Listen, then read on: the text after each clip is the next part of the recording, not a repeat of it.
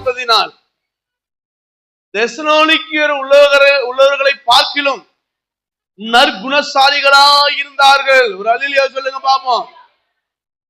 இப்ப சபை எதை போதிக்கிறது? எதை போதிக்கிறது சொல்லுங்க? எதை போதிக்கிறது? நல்ல வசனங்களை போதிக்கிறது, வேத சத்திய. இப்ப இந்த சத்திய வசனங்களை ஒவ்வொரு நாளும் உங்களுக்கு போதிக்க போதிக்க போதிக்க போதிக்க போதிக்க போதிக்க நீங்க யாரா மாறுறீங்க? நற்குணசாலிகளாய் மாறுகிறீர்கள். நற்குணசாலிகளாய் மாறு. நற்குணசாலினா நல்ல குணம். ஆவியின் கனிகளோ அன்பு, சந்தோஷம், சமாதானம், நீடிய பொறுமை, தயவு, நற்குணம், விசுவாசம், சாந்தம், இச்சை அடக்கம். இந்த 9 கனி நம்ம கிட்ட வேலை செய்தான்னு பார்க்கணும். நற்குணம் என்னது? அன்பு, சமாதானம், நீடிய பொறுமை, தயவு, விசுவாசம், சாந்தம், இச்சை அடக்கம். அல்லேலூயா. இந்த 9 கனிதான் நற்குணம் என்று சொல்லப்படுகிறது. அல்லேலூயா. நான் உங்கள்கிட்ட ஒரே ஒரு கேள்வி கேட்டுட்டு ஆரம்பிக்க போறோம். இந்த 9 குணாதிசயம் உங்கள்கிட்ட இருக்கா? நீங்க ஆண்டவர்கிட்ட என்ன கேட்கணும்னு நினைக்கிறீங்க? ஆண்டவர்கிட்ட எதையாவது நம்ம ஆண்டவர்கிட்ட பெற்றுக்கணும் அப்படின்னு நினைக்கிறீங்க. வேணுமா? அவங்க ஆண்டவர்கிட்ட ஏதாவது பெற்றுக்கணும். நீங்களும் சரிங்க, உங்க பிள்ளைகளும் சரிங்க, உங்க அடுத்த சந்ததிக்கும் சரிங்க. எதை சொல்லிக் கொடுக்கணும்? இந்த நற்குணத்தை சொல்லிக் கொடுக்கணும். இந்த நற்குணத்தை நீங்கள் சொல்லிக் கொடுக்கல அப்படின்னா, கவனிங்க, நற்குணத்தை நீங்கள் சொல்லிக் கொடுக்கல அப்படின்னா உங்களால என்ன பண்ண முடியாது? நீங்க கடவுளுக்கு உண்மையாலாம் இருக்க முடியாது. கடவுளுக்கு உண்மையா இருக்கவே முடியாது. அப்ப பைபிள் வசனம் எதை, தேவ சபை எதை சொல்லிக் கொடுக்குது? நற்குணத்தை பத்தி உங்களுக்கு என்ன பண்ணுது? சொல்லிக் கொடுக்குது. அப்ப ஆண்டுடைய பிள்ளைகளா இருக்கிற நீங்களும் நானும் நல்ல மனிதர்களாய் வாழ வேண்டும் என்பதே தேவனுடைய பெரிதான நோக்கமாய் இருக்கிறது. வேற எந்த நோக்கமும் இல்லைங்க ஆண்டவருக்கு. இந்த ஆவில நிறைவது, அந்நிய பாஷை, தீர்க்கதரிசனம் சொல்லுவது, ஜெபிப்பது, அப்புறம் உபகாசிப்பது, இதெல்லாம் அடிஷனல். இதெல்லாம் என்னது? அடிஷனல். ஆனா மெயின் இது என்னதுங்க? மெயின் ஆவியின் கனிகள் தான். அல்லேலூயா. மெயின் என்னது? இப்ப ஐயா அந்நிய பாஷை வேணும், ஐயா ஆவில் வேணும், ஐயா பாட்டு பாடுறது வேணும், அல்லேலூயா, தீர்க்கதரிசனம் வேணும், அல்லேலூயா. ஆனா அடிப்படை என்னன்னு கேட்டீங்கன்னா இதெல்லாம் அடிஷனல். இப்ப ஒரு இடத்துக்கு போயிட்டு நீங்க என்ன பண்றீங்கன்னா உங்களுடைய ஆதாரங்களை கேட்கறாங்க. ஒரு குழு வாங்க போறீங்க.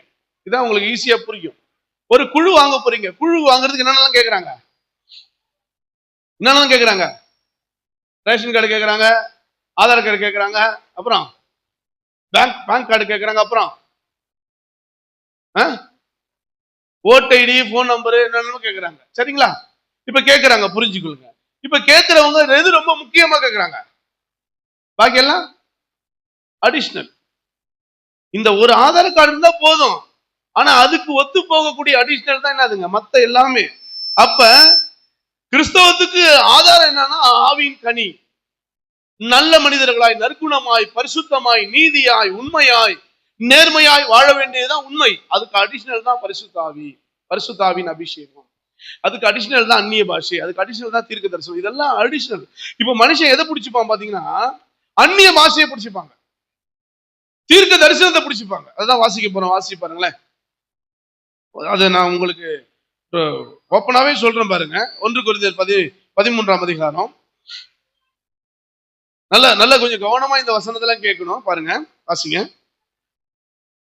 நான் மனுஷர் பாஷைகளையும் தூதர் பாஷைகளையும் பேசினாலும் அன்பு எனக்கு இராவிட்டால் சத்தமிடுகிற வெங்கலம் போலவும் ஓசையிடுகிற கைத்தாளம் போலவும் இருப்பேன். அல்லேலூயா.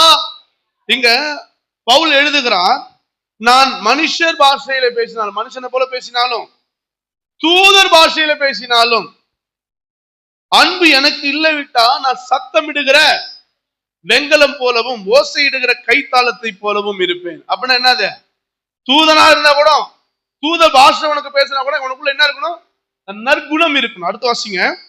நான் தீர்க்கதரிசன வரத்தை உடையவனா இருந்தும் சகல ரகசியங்களையும் சகல அறிவையும் அறிந்தாலும் மலைகளை பேக்கத்தக்க சகல விசுவாசம் உள்ளவனா இருந்தாலும் அன்பு எனக்கு இராவிட்டால் நான் ஒன்றும் இல்லை. அடுத்து என்ன சொல்றாரு? அவர் எழுதுறாரு, நான் தீர்க்க தரிசன வரத்தை உடையவனாய் இருந்தாலும், இப்ப தீர்க்க தரிசிலாம் இருக்காங்கல்ல, தீர்க்க தரிசன உடையவனாய் இருந்தாலும் சரி, சகல ரகசியங்களை பேசுறவனாய் இருந்தாலும் சரி, அப்புறம் என்னது, சகல விசுவாசம் உள்ளவனாய் இருந்தாலும் சரி, எனக்குள்ள என்ன இருக்கணும்?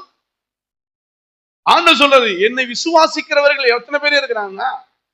அவர் புள்ள இல்ல, அவர் விசுவாசிக்கிறவங்க நிறைய பேர் இருக்கிறாங்க. ரோட்ல போறோம் தான் விசுவாசிட்டு போறான், மீன் விற்க போறோம் சோத்துறாங்கிறான்.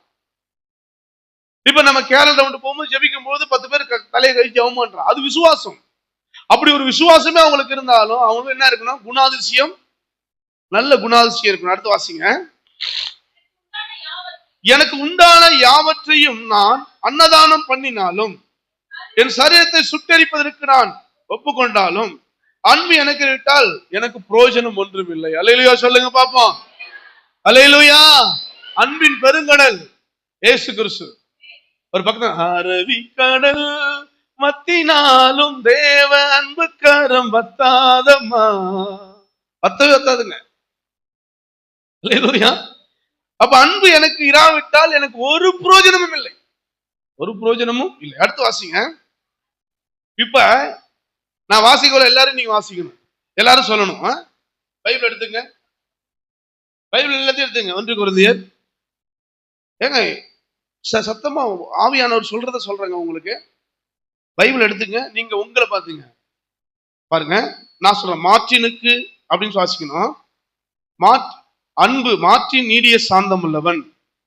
நீங்க உங்க பேரை சொல்லணும், இப்ப சொல்லணும், சொல்லி ஆகணும்.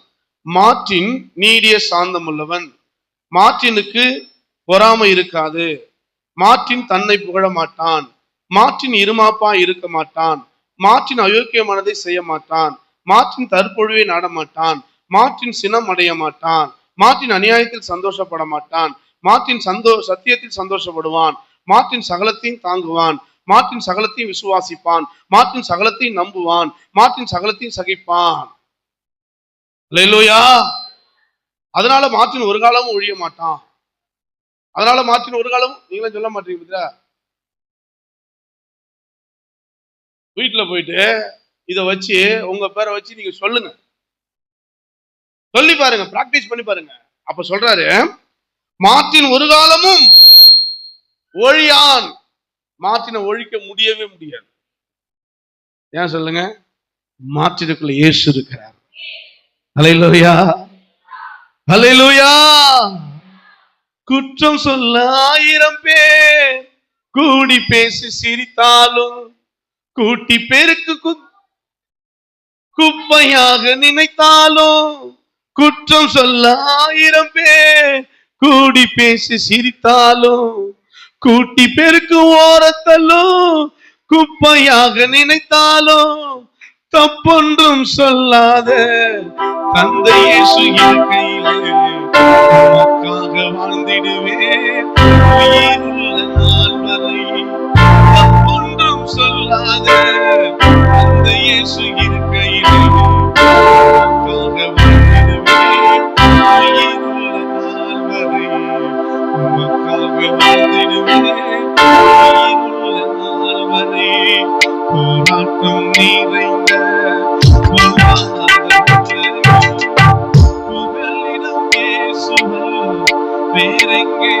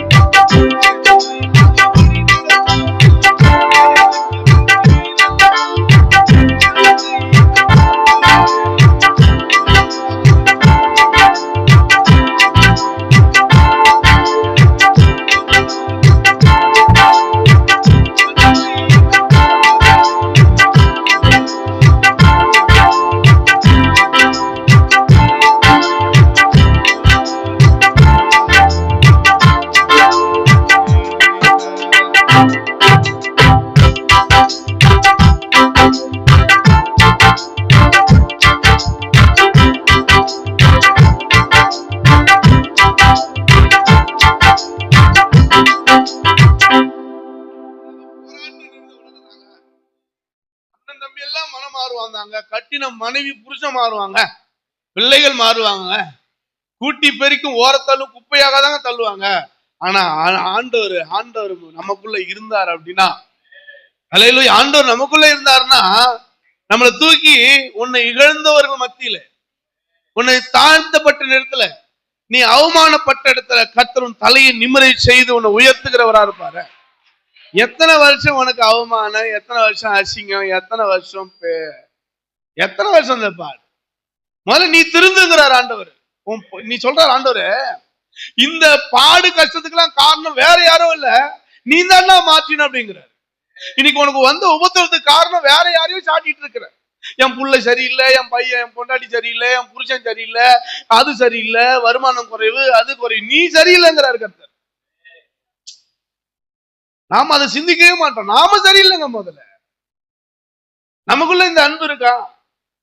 அதனால அவர் எழுதுறாரு அந்த 13ஆம் அதிகாரத்துல. நான் எதுக்காக சொல்ல வந்தேன்னா, இதெல்லாம் அடிஷனலா வச்சுக்கிறத மட்டும் பிடிச்சிக்கிட்டு இருக்கோம்.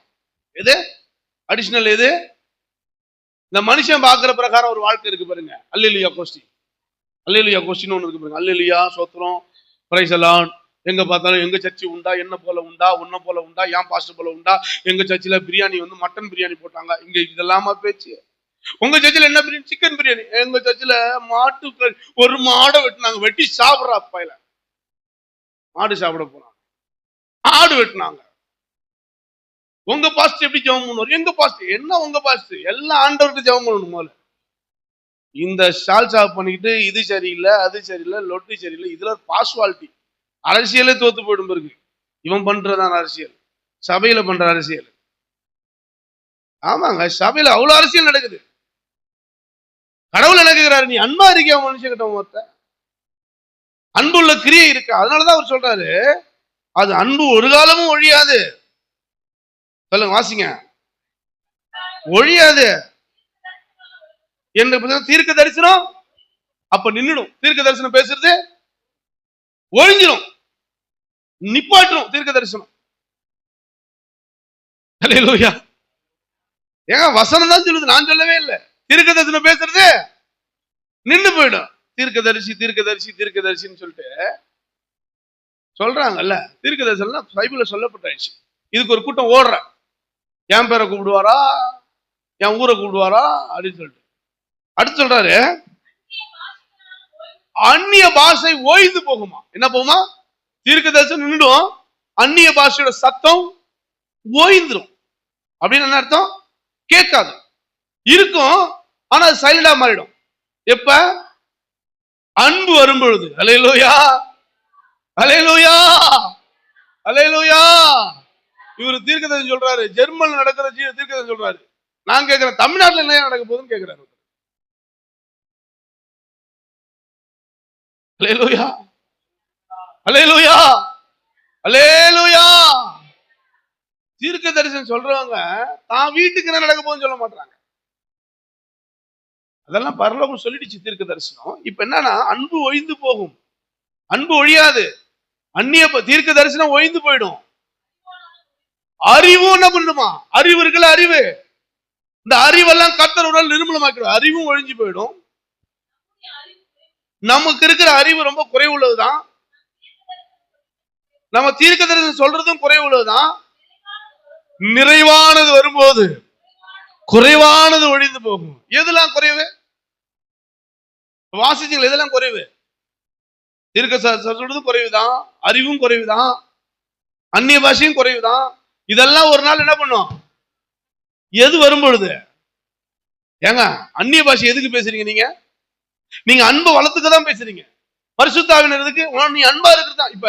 இப்ப பரிசுத்த ஆவியானவர் யாரெல்லாம் வேணும்? கவிதா, பரிசுத்த ஆவியானவர் யாருக்கு வேணும்? பரிசுத்த யாருக்கு வேணும்? அல்லேலூயா. அந்த அம்மா தூங்குச்சு.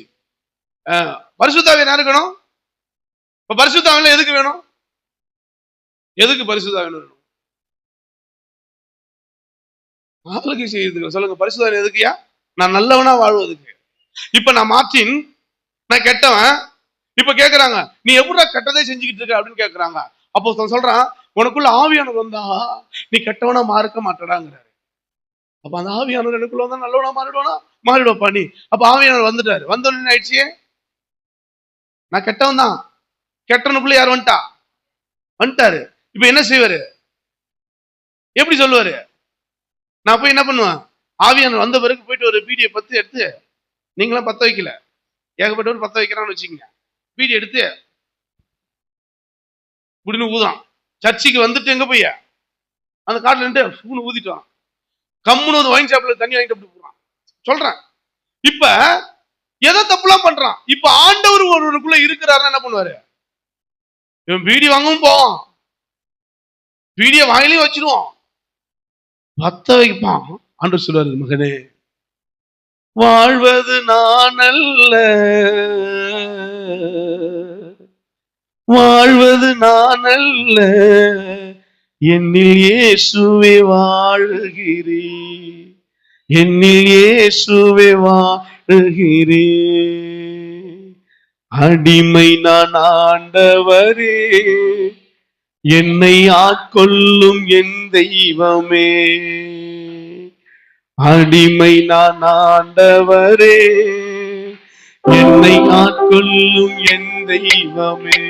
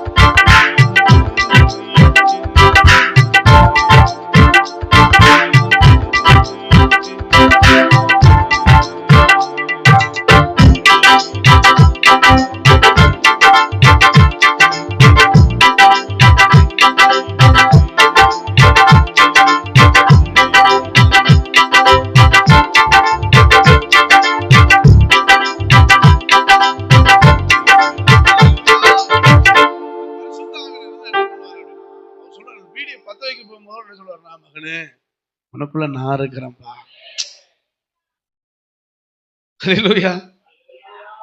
அதாங்க மனுஷன் நல்ல மனுஷனா மாறுகிறான். உனக்குள்ள இருக்கிறான், இருக்கிறாரு ஆவியானவன் பாரு. உனக்குள்ள பேய் இருந்தானா பாரு. உனக்கு என்ன கோபம்? சபைக்கு வராது உனக்கு என்ன கோபம்? யாரு மேல உனக்கு கோபம்? கடவுள்லாம் அதெல்லாம் அறிவு இருக்கிறாரு. சபை மேல கோபப்படுறது, இவங்க மேல கோபப்படுறது, அவங்க மேல கோபப்படுறது அறிவு இருக்கிறாரு கர்த்தர். அவங்களாம் ஆண்டவருக்குள்ளே இருக்க முடியாது. ஆவியானவர் பேசிட்டு இருக்கிறாரு. நீ சபைக்கு வரனா சபை நேசி, சகிப்பு தன்மை உனக்கு வரணுங்க. குணம் மாறாம, மனம் மாறாம, ஆவியானவர் கிரியை இல்லாம, பேருக்காக ஊருக்காக அவன் பாப்பா இவன் பாப்பான்னு சபைக்கு வர்றது இல்ல. கடவுளுக்காக வருகிற ஒரு கூட்டம் இருக்கு பாருங்க, அதுதான் கடைசி கால வரைக்கும் நிற்கும். கடவுளுக்காக நிக்கிற ஒரு கூட்டம் இருக்கு பாருங்க, அதுதான் கடைசி காலைக்கு. ஆவியானவர் கொழுந்துட்டு பேசிட்டு இருக்கிறார். அல்லேலூயா.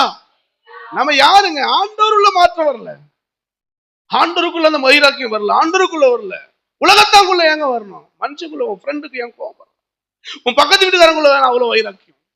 உனக்கு ஏன் அவ்வளவு பெருமை? ஏன் பெருமை வருது நமக்குள்ள? நான் யார் என்பது ஒரு நாளும் மறந்துடாதீங்க.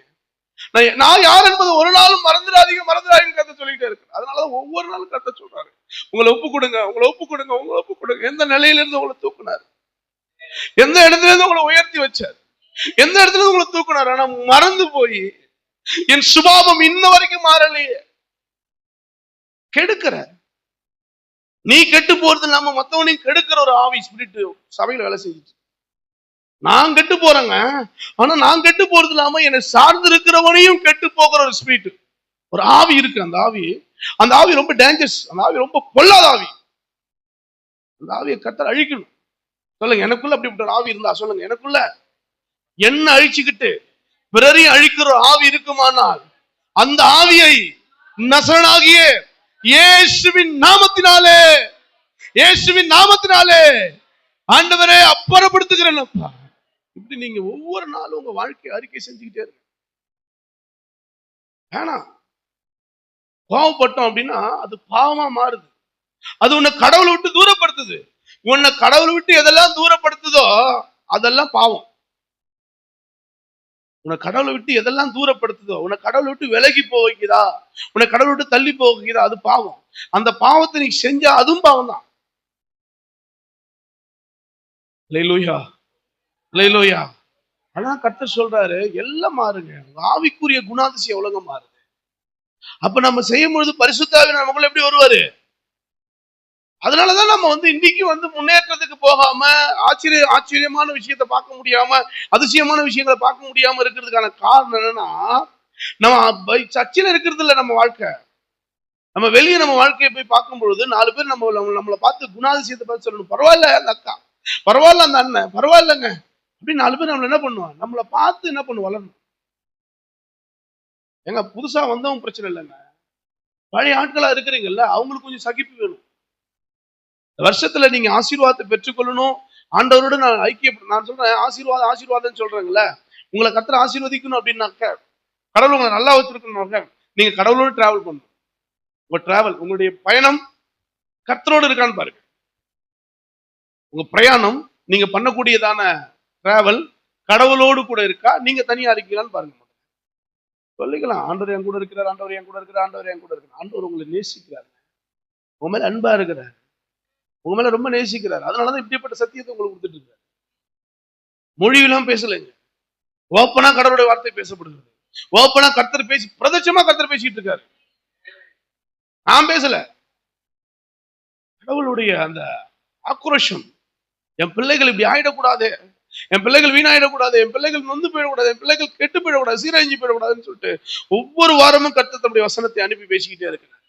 அப்ப ஒரு மனிதனுடைய வாழ்க்கையில பெரிய முன்னேற்றம் வரணும் அப்படின்னா, தன்னை தானே சுத்திகரிச்சு, தன்னைத்தானே தனக்குள்ள இருக்கிறதான கெட்ட சுபாவங்களை வெளியேற்றுகிறது.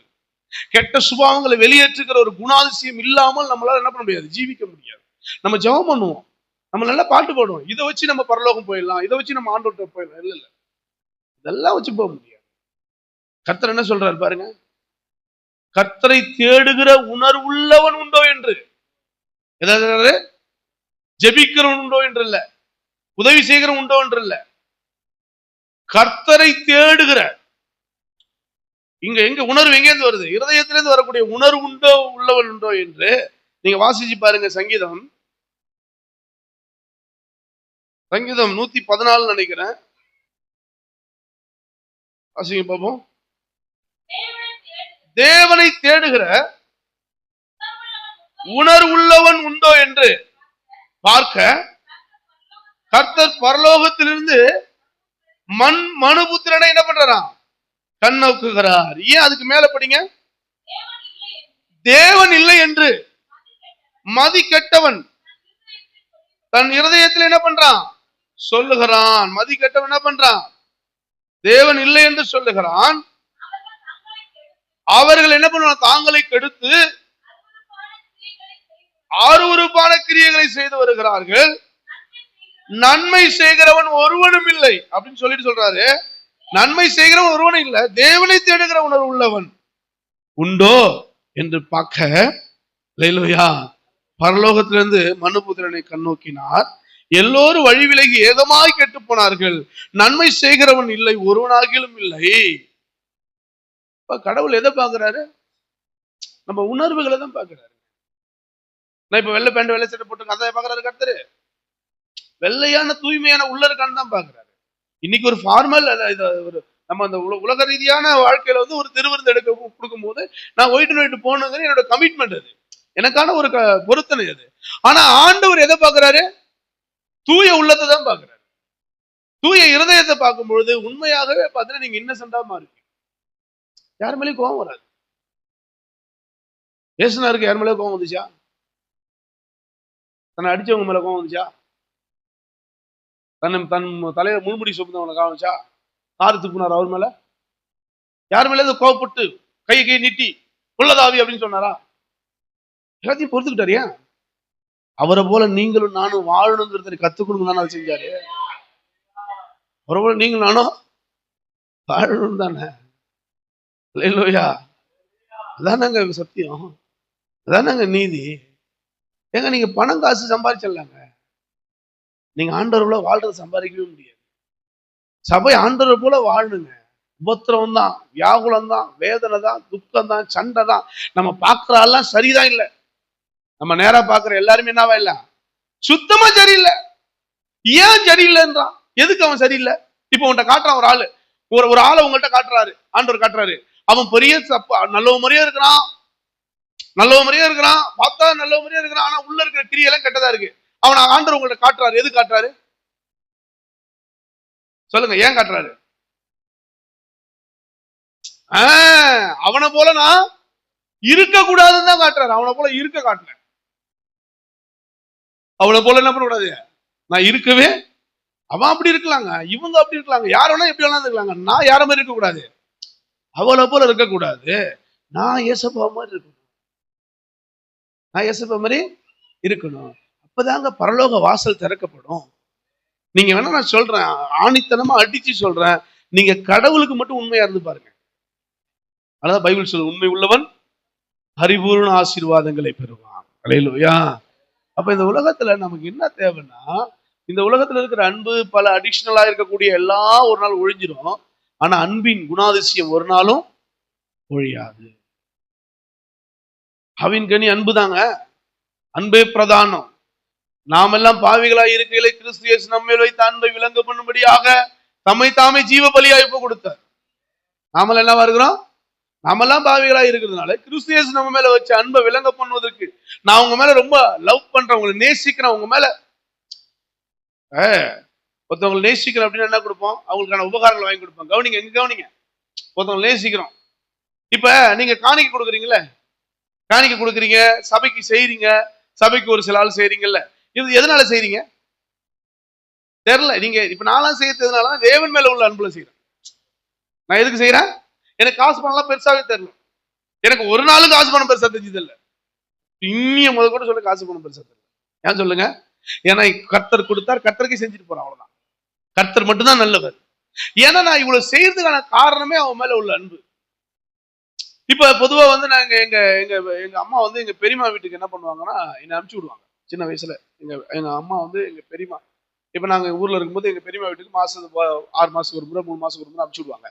அனுப்பிச்சு எங்க பெரியம்மா வீட்டுக்கு நான் போவேன். போகல, சும்மா தான் போவேன். எங்க பெரியம்மா என்ன பண்ணுவாங்கன்னா, அந்த முனை வீடு இருக்கும், ஒரு வீடு அந்த ஊர்ல இருந்து முனை வீடுல இருக்கும். அந்த வீட்டுல வந்து புளி, பயிறு, மிளகாத்தூள், அது லொட்டு லொசுலாம் ஒரு பேக்ல வாங்கி வச்சிருப்பாங்க. அங்க வச்சிருப்பாங்க. வந்த உடனே காலைல 4 மணிக்கு எழுந்திருவாங்க. 4 மணிக்கு எங்க பெரியம்மா எழுச்சி டீ வாங்க போவாங்க. டீ வாங்க போனோடனே என்னை எழுப்பி டீ கொடுப்பாங்க. காலைல எங்க பெரியம்மா, எங்க அம்மா காட்டில எங்க பெரியம்மா செத்து நான் அவ்வளோ அழுதான். யார் சத்தம் அழுவே மாட்டேன். நான் அவங்க செத்துக்கு அவ்வளோ அழுதான். எனக்கே தெரியாது, அவ்வளோ அவங்களை பார்த்து தெரியுமா அழுதான். எங்க பெரியம்மா என்ன பண்ணுவாங்கன்னா, எனக்கு உடம்பு சரியில்லைன்னா எங்க பெரியம்மா கூட தான் படுத்திருப்பேன். என்னை அணைச்சிக்கிட்டு படுத்துப்பாங்க எங்க பெரியம்மா. அவங்க பேரு மார்த்தாள், அவங்க பேரு. உண்மையா சொல்றேங்க, அந்த மாதிரி ஒரு பெரியம்மா கிடைக்கிறதுலாம் கொடுத்து வச்சிருக்கணும். அல்லேலூயா. ஆமா, அப்படிப்பட்ட ஒரு நல்ல ஒரு மனுஷி அவங்க. சரிங்களா? அவங்க என்ன சொல்லுவாங்கன்னா, எங்க அம்மா மேல அவ்வளவு லவ், அவ்வளவு பாசம். எங்க அம்மானா உயிர். அல்லேலூயா. எங்க அம்மாவுக்கு ஒண்ணுன்னா அவங்களுக்கு துடிக்கும் பிறகு என்ன பண்ணுவாங்க அப்படின்னா, அந்த காலைல டீ வாங்கி கொடுப்பாங்க. கீழே பின்னாடி என்ன பண்ணுவாங்க, அப்படியே கை வச்சுட்டே பாருங்களா, என்ன பாருங்களா, இப்படி வச்சுட்டு ஒரு 100 ரூபா அப்படி தள்ளுவாங்க.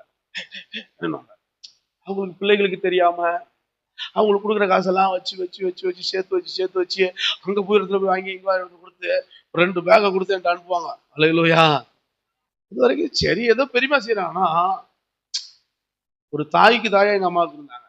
உண்மையா சொல்றேன், ஒரு தாயை போல அவங்க. அல்லேலூயா. அப்படி கொடுத்து அனுப்புவாங்க. அப்போதான் நினைச்சேன், இந்த இவ்வளவு கொடுக்கறதுக்கு தான் பிள்ளைகளை மறைச்சி இத கொடுக்கறதுக்கு அவங்களுக்கு என்னன்னா, எங்க அம்மா மேல அவங்க தங்கச்சி மேல இருந்து அவ்வளவு பாசம். தங்கச்சி மேல இருந்த அந்த அன்பு தாங்க எதையோ ஒண்ணு கொடுக்க வைக்குது. அல்லேலூயா. உலகத்தின் அன்பிற்காய் அலைந்து திரிகின்றாயோ, உலகத்தின் அன்பிற்காய் அலைந்து திரிகின்றாயோ, அந்த அன்பை ஏமாற்றும், அன்பை ஏமாற்றும்,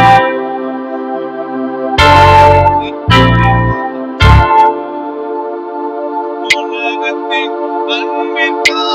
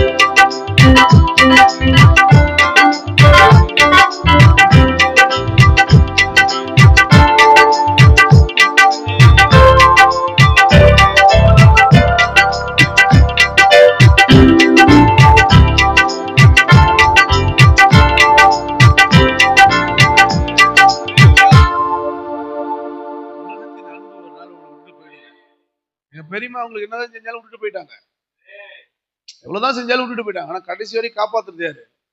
இயேசுவின் அன்பு மாத்திரமே. அல்லேலூயா. அவ்வளவுதான். இந்த உலகத்துல இருக்கிற அன்பை தேடி தேடி தேடி தேடி நீங்க எவ்வளவுதான் அலைஞ்சாலும் அது ஒரு நாள் உன்னை விட்டுட்டு போயிடும். அது ஒரு நாள் உன்னை அழ வச்சிடும். அது ஒரு நாள் உன்னை துரோகம் பண்ணிடும், உன்னை அந்தராசில விட்டுட்டு போயிடும். ஆனா இயேசுவின் அன்பு உன்னை விட்டுட்டு போ. நான் சொல்றேன், உன் பிள்ளையா இருந்தாலும் சரிங்க, உன் புருஷனா இருந்தாலும் சரிங்க, உன் மனைவி கூட விட்டுட்டு போயிடுவான். உலகத்துல இருக்கிற அன்பு எல்லாம் மாய்மாலமானது. மாறாத ஒரே அன்பு இயேசு கிறிஸ்துவின் மாத்திரம். அந்த அன்புக்குள்ளதான் மக்கள் வரணுங்கிறத கடவுள் எதிர்பார்க்க. அந்த அன்புக்குள்ள நீங்க வந்துட்டீங்க அப்படின்னா, அவர் உண்மையா சொல்றேங்க, அவர் அன்பை நீங்க கொஞ்சம் புரிஞ்சுக்கிட்டீங்கன்னா போதும். அவர் அன்பு தான் என்ன பண்ணுது, என்னை இவ்வளவு ஊழியத்தை செய்ய வைக்குது. சராசரி பாஸ்டர் மாதிரி என்னால இருக்க முடியல, சராசரி பாஸ்டர் மாதிரி என்னால வாழ முடியல, சராசரி பாஸ்டர் மாதிரி எனக்கு பிரசங்கம் பண்ண தெரியல, சராசரி பாஸ்டர் மாதிரி மக்களை வஞ்சித்து எனக்கு என்ன பண்ணல, பேச தெரியல. நான் இவ்வளவு பிராங்கா தான் பேச முடியும். பேச சொன்னவர் அவர் தான். இன்னைய வரைக்கும் சோறு போடுறவரும் அவர் தான். இன்னைய வரைக்கும் நான் நல்ல இந்த நாணமா பேசுறதுக்கு காரணம் அவர் தான். இன்னைக்கு நான் பாஸ்டரா இருக்கிறதுக்கு காரணம் அவர் தான். இன்னைக்கு எங்கேயாவது போனா என்னை மகிமைப்படுத்துறதுக்கு காரணம் அவர் தான். எனக்கு அறியாது எட்டாதம்னா காரியம் சேர்த்து அவர் தாங்க. அவரை விட்டு நான் எங்க யாரம்பா பேச முடியும்? யாருக்காக பேச முடியும்? உங்களை வேணாலும் நான் இழப்பேன், ஆனா அவர் என்னால இழக்க முடியாது. என் மனைவி இழந்து போவேன், என் பிள்ளைகளை இழந்து போவேன், எல்லாத்தையும் இழந்து போகலாம். நான் என் ஆண்டவர் மட்டும் இழந்து போக முடியவே முடியாது. ஏன்னா உங்களை கொடுத்ததே கர்த்தர் தான், என் மனைவியை கொடுத்ததே கர்த்தர் தான், இன்னைக்கு பாஸ்டரா இருக்கிற இந்த பொசிஷனை கொடுத்தது கர்த்தர் தான். இதெல்லாம் கொடுத்தது அவர் தானே. நான் கொடுத்தவங்களை வச்சு பெருசா பார்த்துட்டு இருந்தா, கொடுத்தவங்களை வச்சு பெருசா அலங்கரிச்சுட்டு இருந்தா, என்ன போல உண்டா உன்ன போல உண்டா நான் பேசிட்டு இருந்தா, என்ன போலையும் இல்லை உன்ன போலையும் இல்லை, அவரை போல யாருமே இல்லைங்கிறது தான் என்னுடைய பேச்சு. அவரை போல யாரு?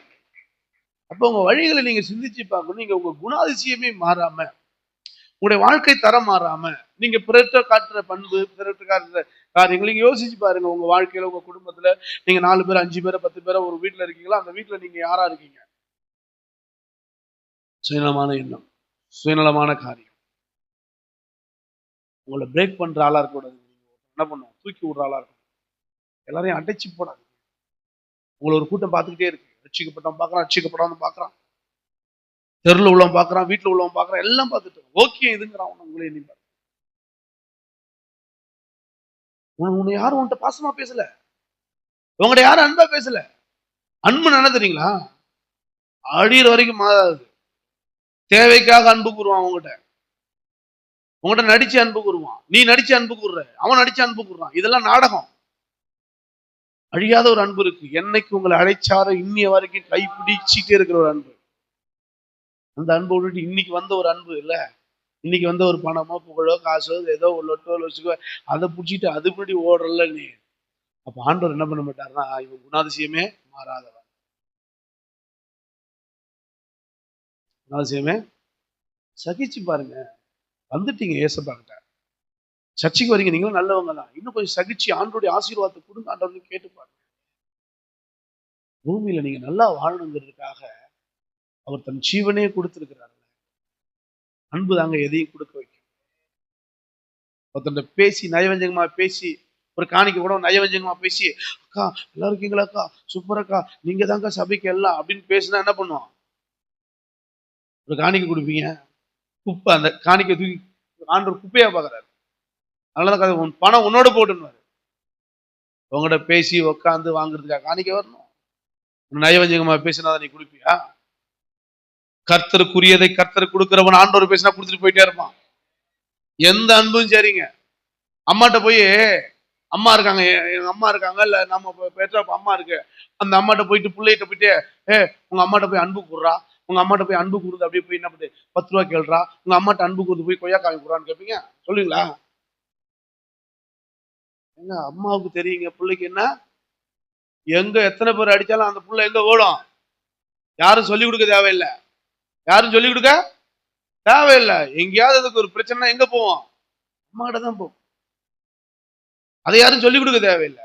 அதை போய் நான் தான் உனக்கு அம்மா தெரியுமா, நான் தான் உனக்கு 10 மாசம் சுமந்து பெத்தேன் தெரியுமா, அந்த கற்போதனை எப்படி தெரியுமா இருந்துச்சு, ஐயோ நீ என் புள்ள என்னை விட்டு கூடாதுன்னு சொன்னா அது என்ன இல்லை? சரியான தாய் இல்லை. தான் ஆடுனாலும் தன் சதை ஆடு சொல்லுவாங்க. அது எங்க இருந்துச்சு? அன்புதான். அன்பு மிகப்பெரிய காரியத்தை செய்யும். சபையில இருக்கிற நீங்க எல்லாருமே எத்தனை பேருக்குள்ள அன்பா இருக்கீங்க? யோசிச்சு பாருங்க.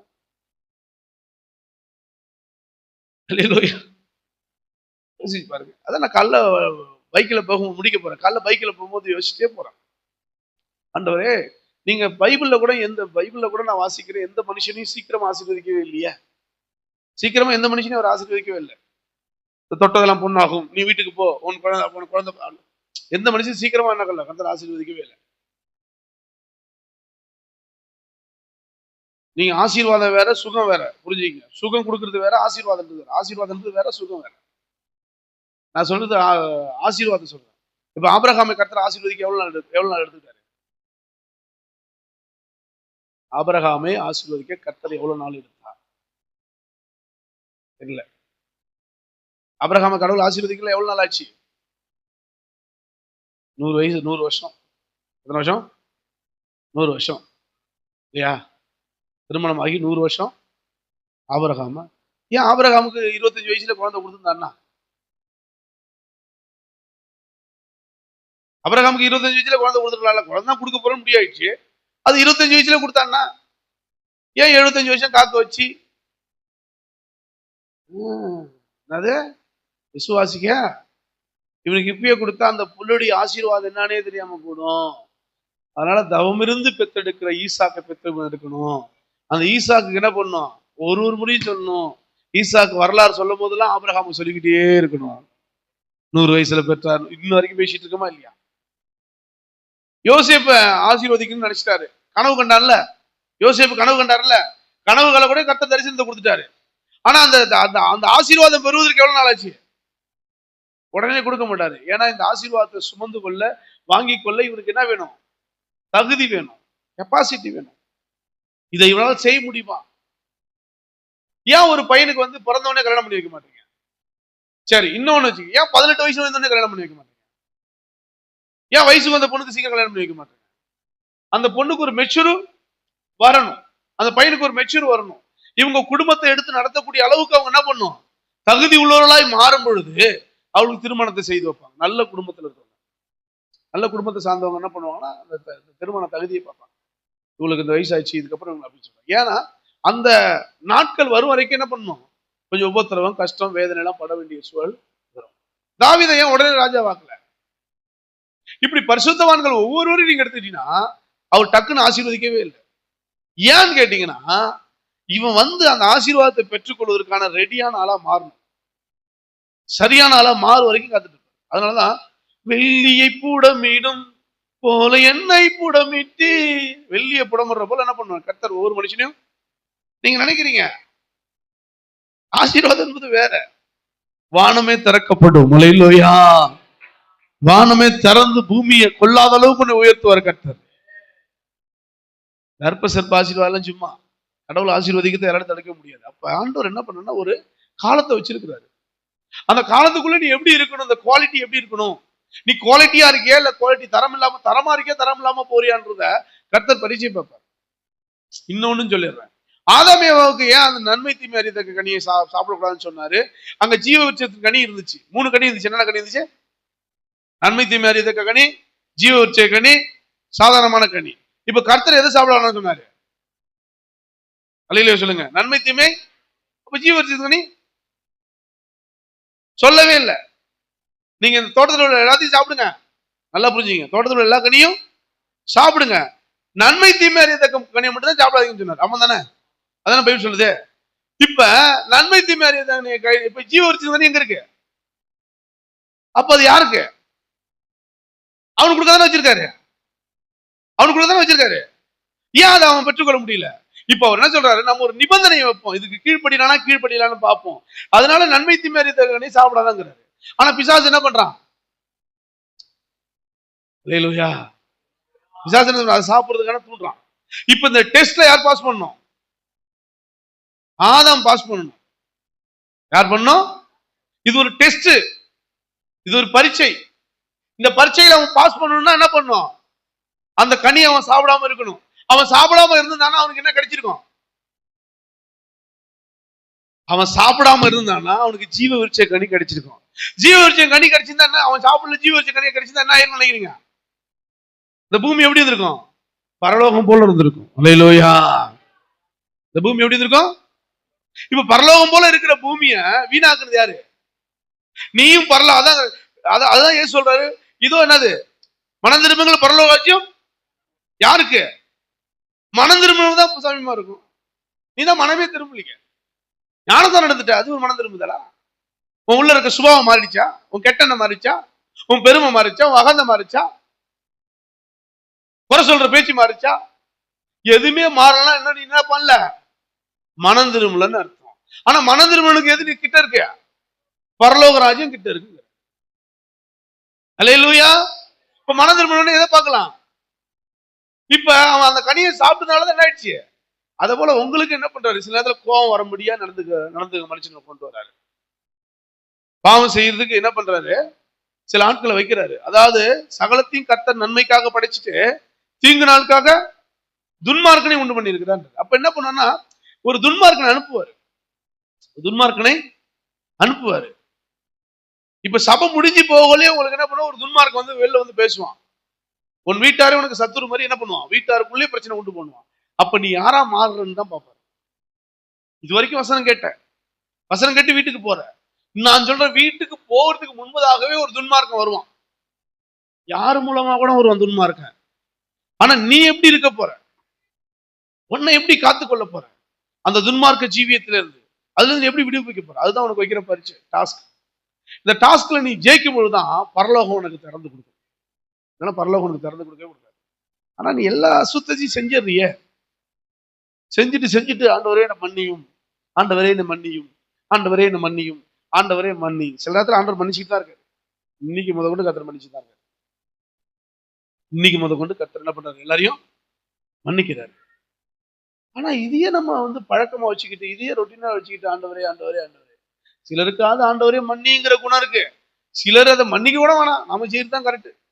ஏங்க யாராவது சொல்லணும், நீங்க செய்யற தப்ப யாராவது கரெக்ஷன் சொல்லிதான் ஆகும். யாராவது நீங்க செய்யற தப்ப கரெக்ஷன் சொல்லிதான் ஆகும். அதுக்குதான் கடவுள் உனக்கு குடும்பத்தை கொடுத்துருக்காரு. குடும்பம் எதுக்குன்னு நினைக்கிறீங்க? தனியா தானே வந்தான் அதான். ஏன் ஏவால கொடுத்தாரு? ஏன் கொடுத்தாரு? இவனை கண்டிஷன் பண்றதுக்கு மனைவி. பிள்ளைகள் எது கொடுத்தாரு? இவங்க முதிர் வயதுல கூட இவங்களை கண்டிஷன் பண்றதுக்கு. இவங்க பிள்ளை அப்படி ஜெனரேஷன் பார்த்தீங்கன்னா ஒவ்வொரு ஆளையும் ஒவ்வொரு கண்டிஷன் பண்ண ஆரம்பிச்சோம், உபதேசம் பண்ண ஆச்சு. இங்க கணவன் பேச்சு எத்தனை மனைவி கேட்குறீங்க? மனைவி பேச்சு எத்தனை கணவன் கேட்குறீங்க? எத்தனை பிள்ளையுடைய பிள்ளைகளை சரியா ஒழுக்கமா வளர்க்குறீங்க? எத்தனை பேர் இப்போ கணவனை வந்து என்ன பண்ணுங்க துஷ்டமா பேசுறீங்க? சே வாயா போயா போடா வாடா, அந்த ஆள் ஒரு லூசு, இப்படிதான் பேசுவான். அவனுக்கா தெரியும், இவனுக்கா தெரியும். அவ ஒரு லூசு, அவ இப்படிதான் கிடப்பா, என்ன இப்படிதான் பேசுவா, என்ன இப்படிதான் சந்தேகம் குடிச்சு பேசிட்டே இருப்பான். அன்பை பிரதான வைத்தியங்க. அன்பில்லாதவன் தேவனை அறியா. அல்லேலூயா. இந்த உலகத்துல கடவுளுக்கு எதிர்பார்க்கல குவாலிட்டி உங்ககிட்ட இல்ல, ஆனா கடவுள் பிள்ளையா இருக்கிறோம். அப்ப கடவுள் எதை எதிர்பார்க்கிறாருன்னா, சில நேரம் நம்ம கொடுக்க வேண்டிய ஆசீர்வாதத்தை கொடுப்பதற்கு வச்சிருக்காரு. அதை பெற்றுக்கொள்வதற்கு நீ இன்னும் சுத்தமாகல. அதை பெற்றுக்கொள்வதற்கு நீ இன்னும் சுத்தமாக ஆகல. அதனாலதான் உனக்கு இவ்வளவு கஷ்டம். நீ நினைச்சிட்டு இருக்க, நானும் நல்லதான் ஜெபம் பண்றேன் ஏசப்பா, நானும் பிறந்தான் ஏசப்பா, நானும் தான். நீ தான் பண்ணிட்டு இருக்க, ஏசப்பா கேட்கல. நானும் நீ பற்றி நானா தான் நின்றுட்டு இருக்க. உன் ஜெபத்தை ஏசுனார் இது வரைக்கும் கேட்காத காரணம் நீ அந்த ஜெபம் பண்றது சுத்தமா போகல. அப்படி போனாலும் இடையில யார் இருக்கா? வானமண்டலத்துல பொல்லாத ஆவி என்ன பண்ணுது? அதை தடுத்துருது. உன் ஜெபம் வல்லமையான ஜெபமா போகணும், வைராக்கியமான ஜெபமா போகணும். அப்படின்னா எங்க போகணும்? நான் ஒன்று நினைத்தால் நீர் ஒன்று செய்கிறீர், எல்லாம் நன்மைக்கு தானே, எல்லாம் நன்மைக்கு தானே. அல்லேலூயா.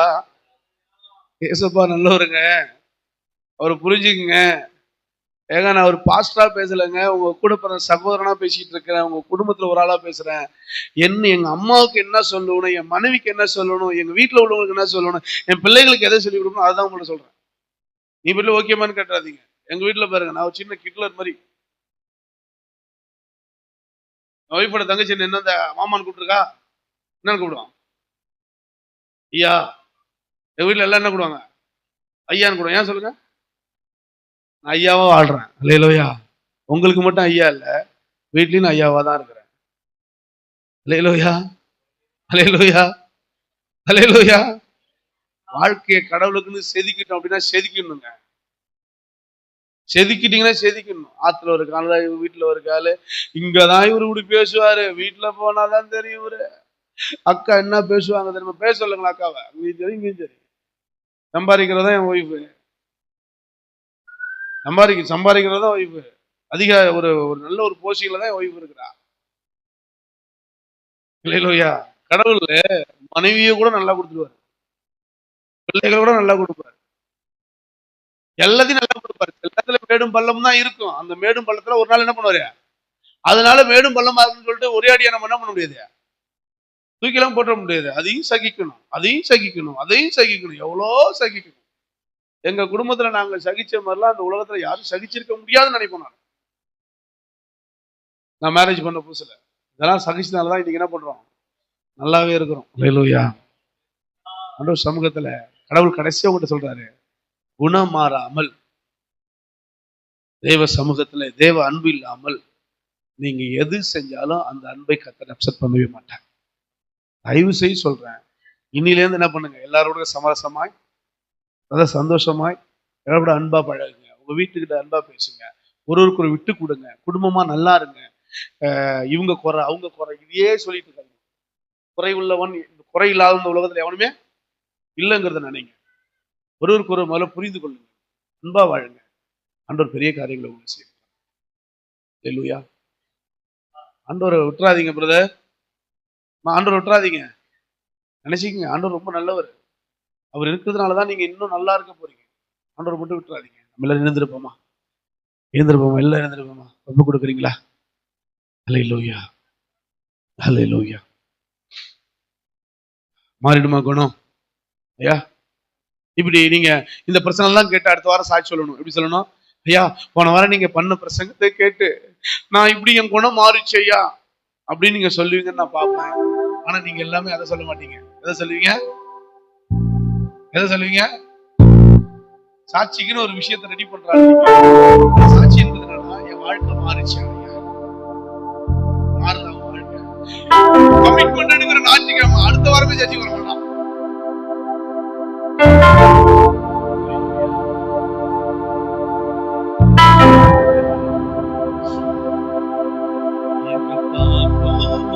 எங்க பாப்பா